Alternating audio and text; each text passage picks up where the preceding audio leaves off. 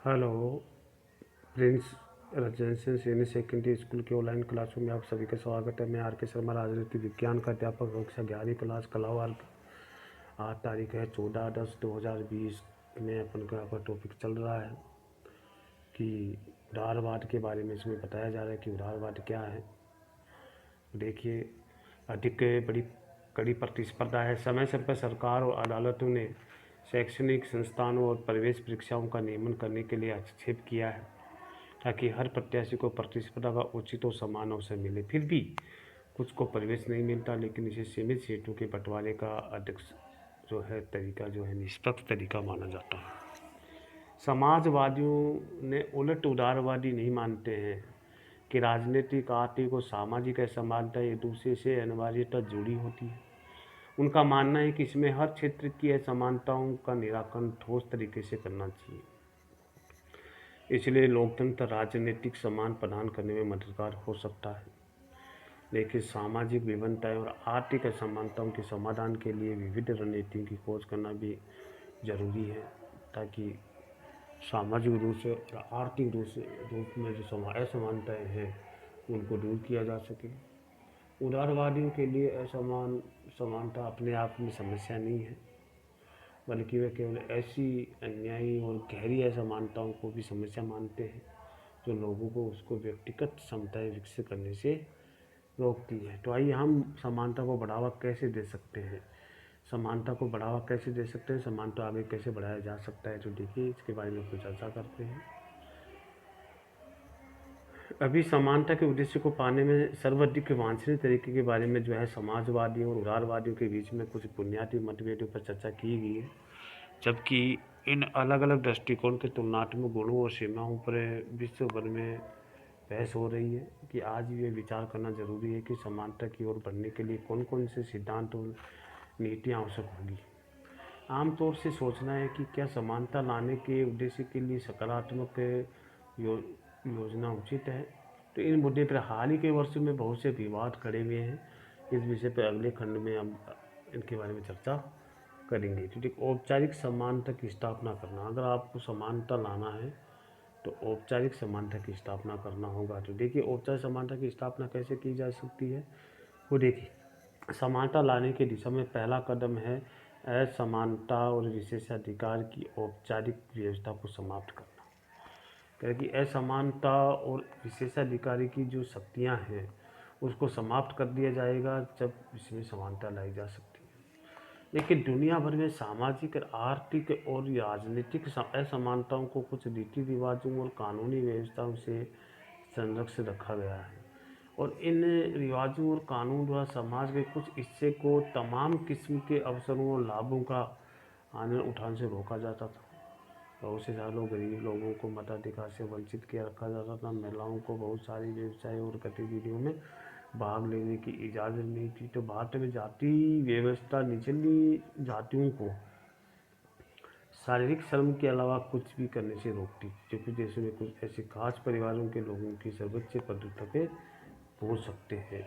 इसलिए अगर ये विशेषाधिकार, ये अधिकार जो हैं, अगर इसको रोक दिया जाए तो ऐसा जो लोग हैं, गरीबी लोग हैं, वो भी ऊंचाई पे जा सकते हैं। तो हमें क्या करना होगा, सबसे पहला पॉइंट क्या बताया गया है, औपचारिक समानता की स्थापना होनी चाहिए। तो देखिए, अपन समानता की प्राप्ति के लिए ज़रूरी है, समानता की प्राप्ति के लिए ज़रूरी है कि सभी निषेध और विशेषाधिकार का अंत किया जाए, क्योंकि ऐसी बहुत सी व्यवस्थाओं को कानून का समर्थन प्राप्त है। इसलिए ज़रूरी होगा कि सरकार और कानून असमानता की व्यवस्था को संरक्षण देना बंद करें। हमारा संविधान ने भी यही किया है। संविधान धर्म, जाति, नस्ल और लिंग और जन्म स्थान के आधार पर भेदभाव करने का निषेध किया है। हमारा संविधान छुआछूत की प्रथा का भी उन्मूलन करता है, और अधिकतर आधुनिक संविधान और लोकतांत्रिक सरकारें औपचारिक रूप से समानता के सिद्धांत को स्वीकार कर चुकी है। इन सिद्धांतों की जाति, नस्ल, धर्म और लिंग पर ध्यान दिए बिना सभी नागरिक कानून के एक समान वर्ताव के रूप में भी व्यवस्थित या समाविष्ट किए जाने की कोशिश की है। तो ये दूसरा होगा, औपचारिक समानता लाने के लिए औपचारिक तरीके से अपन को कार्य करना होगा। दूसरा है विभेद प्रस्ताव द्वारा समानता, जैसे कि हम देखा जा सकता है कि समानता के सिद्धांत को यथार्थ में बदलने के लिए औपचारिक समानता या कानून के समक्ष समानता आवश्यक और इसलिए पर्याप्त नहीं है।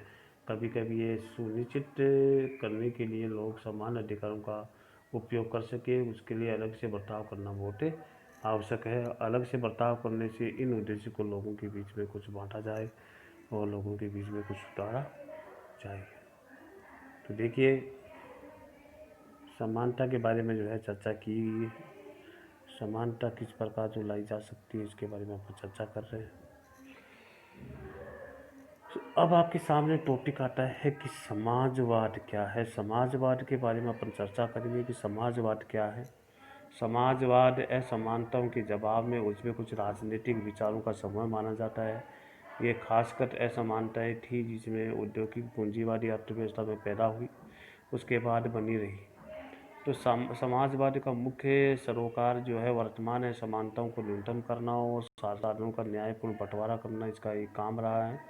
हालांकि समाजवाद के पक्ष से पूरी तरह से बाजार के खिलाफ तो नहीं होते, लेकिन फिर भी शिक्षा और स्वास्थ्य जैसे आधारभूत क्षेत्रों में सरकारी नियम नियोजन नियंत्रण का समर्थन जरूर होता है। भारत में प्रमुख समाजवादी चिंतक जो है राम मनोहर लोहिया की 5 तरह का असमानताओं की पहचान कर इसके के खिलाफ एक साथ लड़ना होगा। स्त्री पुरुष समानता और चमड़ी के रंग पर आधारित असमानता, जातिगत असमानता, कुछ देशों के अन्य पे उपनिवेशी शासन और निसंदेह आर्थिक असमानता है। इन पर आज सौ प्रमाणित धारणा लग सकती है, लेकिन लोहिया के समय में समाजवादियों के बीच में आम तौर पर यही तर्क चलता है कि असमानता का एकमात्र रूप है वर्गीय समानता, जिसके खिलाफ संघर्ष किया है। दूसरी असमानताएं गौण है। आर्थिक असमानता का खात्मा होते ही समाप्त हो जाएगी। इसलिए कहना है कि इन असमानताओं में ये प्रत्येक को अलग अलग जड़ें हैं और इन सब के खिलाफ अलग अलग लेकिन एक साथ संघर्ष छोड़ने होंगे। उन्होंने एकाकी क्रांति की बात नहीं कही। उसके 5 असमानताओं के खिलाफ संघर्ष का अर्थ है 5 क्रांतियाँ। उन्हें इस सूची में 2 और अनेक को शामिल किया गया है। व्यक्ति के जीवन पर अन्यायपूर्ण अतिक्रमण के खिलाफ नागरिक स्वतंत्रता की क्रांति और अहिंसा के लिए सत्याग्रह के पक्ष में सत्याग्रह के लिए क्रांति। इसलिए 2 क्रांतियाँ सप्त क्रांतियों की लोहिया के अनुसार समाजवाद का आदर्श माना जाता है। तो सप्त क्रांति का सिद्धांत जो है राम मनोहर लोहिया के द्वारा दिया जाता है। तो देखिए, आज के लेसन में आपको जो पढ़ाया गया है जो है विचार, समाजवादी विचार भी आपको पढ़ाया गया है। दूसरे के समानता को बढ़ावा कैसे दिया जा सकता है, तो इसके बारे में चर्चा की कि औपचारिक समानता की स्थापना की जाए, इसलिए इसको बढ़ाया जा सकता है। दूसरा बात यह है कि विभेद बर्ताव द्वारा जो है समानता लाई जा सकती है, उसको बर्ताव जो किया जाता है उसमें भी परिवर्तन लाया जा सकता है, इसलिए बर्ताव हो सकता है। और समाजवादी के बारे में ये कहा गया कि समाज में किस प्रकार की जो पुरुष समानता और इसके चमड़ी के रंग के आधार पर असमानता, जो 7 प्रकार की सप्त क्रांतियाँ जो बताई गई हैं वो राम मनोहर लोहिया के द्वारा बताई गई है और उसको समझाने की दूर करने की कोशिश की गई है ताकि किसी प्रकार की कोई समस्या सामने नहीं आए। तो इसलिए मैंने आपको कहा है कि समानता कैसे लाई जा सकती है। कहीं ना कहीं समानता लाने के लिए अपने पास एक तो औपचारिक समानता की स्थापना करना होगी। विभेदक बर्ताव द्वारा समानता लाई जा सकती है। विभेदक बर्ताव ना हो, इसलिए उस बर्ताव को रोकने से ही समानता लाई जा सकती है, अन्यथा समानता नहीं लाई जा सकती। तो इसलिए सभी विद्यार्थी को बताया जा रहा है कि समानता लाने के लिए हमें क्या क्या प्रयास करने चाहिए। इसके बारे में प्रयास हमें बहुत ज़रूरी है। समानता लाने के लिए हमारे पास प्रयास करेंगे जब ही हम समानता कायम कर सकते हैं। तो जगह जगह हमें समानता को स्थापित करने के लिए कुछ कार्यक्रमों करना होगा। इसलिए समानता लाने के लिए हमें कुछ ना कुछ और भी तरीके अपनाने होंगे, इसलिए हम समानता लाई जा सकती है। इसलिए 2 तरीके तो मैंने आपको बता दिए हैं और आपके लेसन में भी आए हुए हैं। एक तो औपचारिक समानता की स्थापना, दूसरी विभेदिक बर्ताव द्वारा समानता लाई जा सकती है। इसलिए जो 11वीं क्लास के विद्यार्थी हैं वो पढ़ाई में ध्यान नहीं दे रहे हैं, विशेषकर ध्यान दें, किताब निकाल करके पढ़ें। फिर बाद में जो मैंने आपके पास भेजा है वीडियो, उसको निकाल करके खोल करके पढ़ें, ताकि आपको अच्छी तरह से समझ में आ जाएगा। ठीक है, आज की क्लास में इतना ही है। जय हिंद।